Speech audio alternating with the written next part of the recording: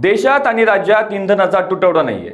LPG gas आणि petrol डिझेलचा मुबलक साठा असल्याची माहिती मुख्यमंत्री देवेंद्र फडणवीस यांनी दिली आहे। त्यामुळे लॉकडाऊन लागण्याच्या अफवा जर कोणी पसरवत असेल तर त्यांच्यावर कडक कारवाई करणार असल्याचा इशारा सुद्धा त्यांनी दिलाय। अशा अफवा पसरवून जर कोणी गोंधळाची स्थिती निर्माण करत असेल तर ते देशविरोधी काम आहे असंही फडणवीस म्हणालेत। आपल्या देशाच्या डिप्लोमॅटिक रिलेशनशिपमुळे पंतप्रधानांच्या नीतीमुळे इंधनाचा तुटवडा निर्माण होणार नाही त्याची काळजी घेतली जात आहे असं आश्वासन सुद्धा मुख्यमंत्र्यांनी दिलंय।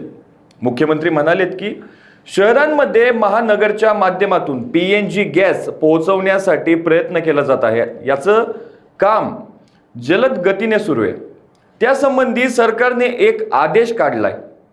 शहरांवरील एलपीजीचा लोड कमी करून पीएनजीवर भर दिला जाणार आहे। पीएनजीमुळे एलपीजीची भविष्यात तरी समस्या किंवा अडचण येणार नाही।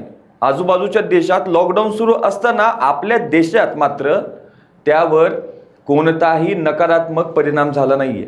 जरी तेलाच्या किमती वाढल्या असल्या तरी त्याचा परिणाम सामान्य ग्राहकांवर पडू दिला नाही। एलपीजी गॅसचाही कुठेही तुटवडा नाही। देशात जर कोणी अफवा पसरवून गोंधळाची स्थिती निर्माण करत असेल तर त्यांच्यावर कडक कारवाई करण्याच्या सूचना देण्यात आल्यात।